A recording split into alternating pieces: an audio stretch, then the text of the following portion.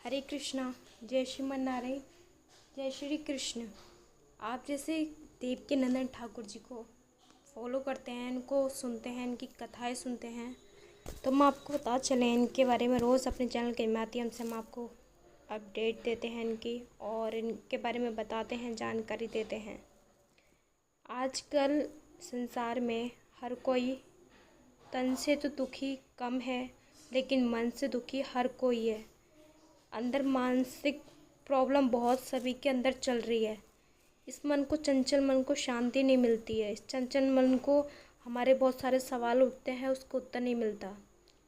तो देवकी नंदन ठाकुर जी कथा रोज़ करते हैं अपने धाम पर वृंदावन। आस्था से काफ़ी अनिरुद्धाचार्य जी की और बागेश्वर धाम सरकार की, प्रदीप मिश्रा जी की, देवकी नंदन ठाकुर जी की, इन सब की कथाएँ आती हैं।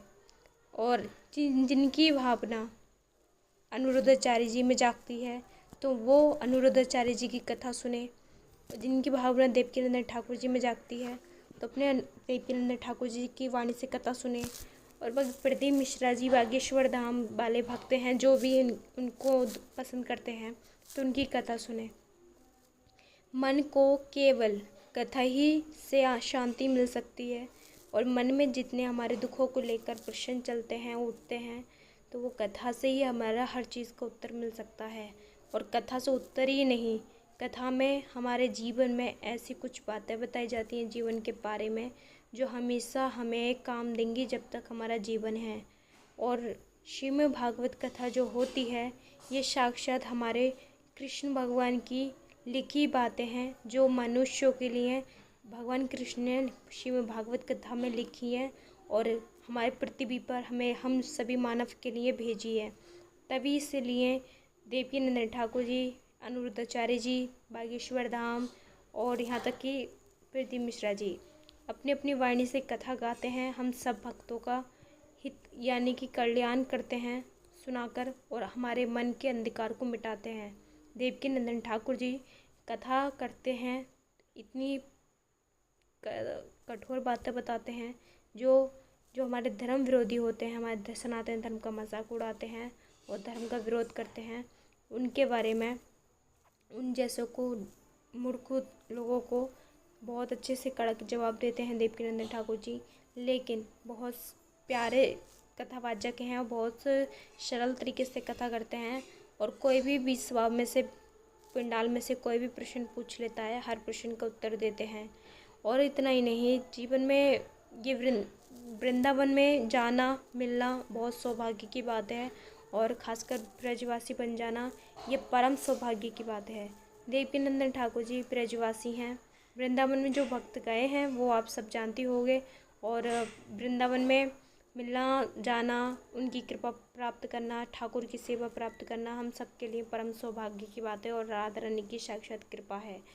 आप देवकी नंदन ठाकुर जी से मिले होंगे। इनका प्यारा वृंदावन में प्यारा सुंदर आलीशान मंदिर है, जिसमें हमारे प्यारे राधा कृष्ण जी विराज रहे हैं। उनका दर्शन, नित्य दर्शन करने जाते हैं भक्त, करोड़ों भक्त। और जब गुरुदेव कथाई करते हैं तो करोड़ों लाखों भक्त वहाँ पे मौजूद होते हैं। और देवकी नंदन ठाकुर जी वृंदावन में रहकर बहुत सारे महान कार्य करते हैं, और अन्य विदेशों में भी की कथा कर चुके हैं। इनकी अन्य विदेशों में भी कथा सुनना बहुत पसंद करते हैं। इनकी वाणी और ब्रज भाषा में, शुद्ध ब्रज भाषा में कथा गाते हैं तो और भी ज़्यादा आनंद आता है।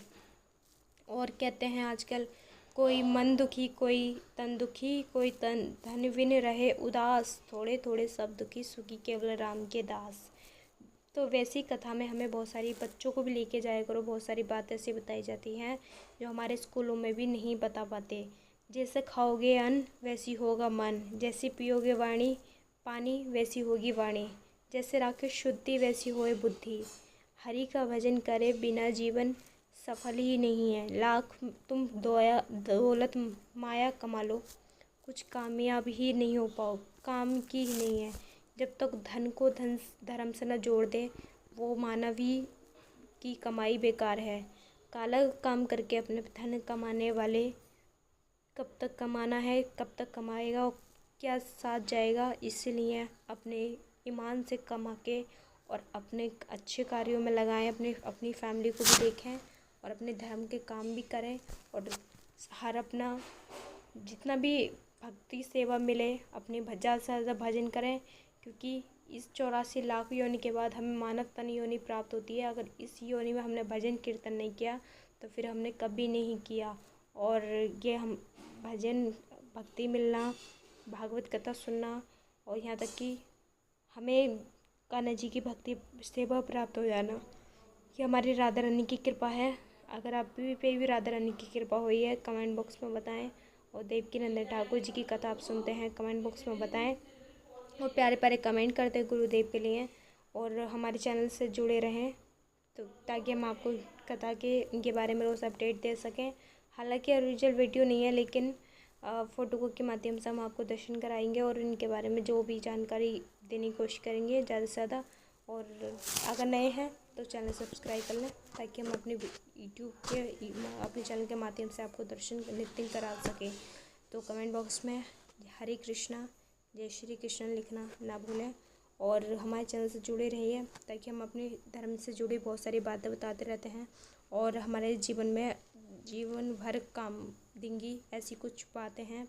देवकीनंदन ठाकुर जी की कथा सुनोगे, बहुत ही अद्भुत कथा करते हैं, बहुत मीठी वाणी है और भजन भी बहुत सुंदर सुंदर गाते हैं। और हम सभी भक्तों को बहुत अच्छा लगता है जब भी कहीं कीर्तन या भागवत कथा होती है, भजन संध्या होती है। और वृंदावन में तो भजन ही भजन, रोम रोम में प्रेम बसा हुआ है, क्योंकि वो प्रेम नगरी है हमारी राधा रानी सरकार की। जो एक बार चले जाए वृंदावन में कभी वापस आने की मन नहीं करता, उसका हृदय उसका